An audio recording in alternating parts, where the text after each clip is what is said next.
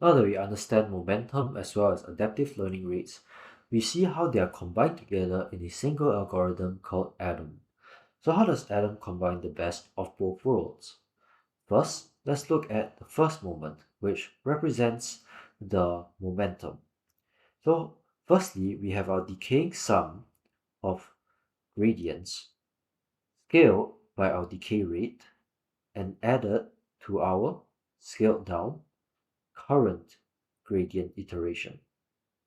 And then what we will end up with is our momentum term for the current time step t.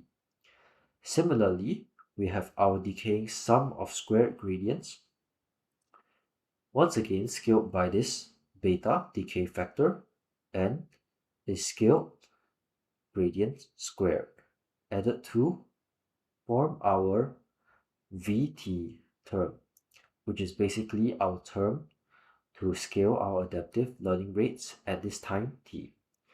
And because initially, when t is very small, the moving averages of mt and vt will be biased towards 0, we account for this by applying the bias correction formulas to make sure that our estimates are more correct at the start.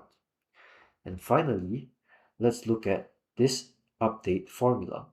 It takes the momentum term, which includes the gradient within it already, and scales it by alpha over square root of the adaptive learning rate scaling factor, which is Vt.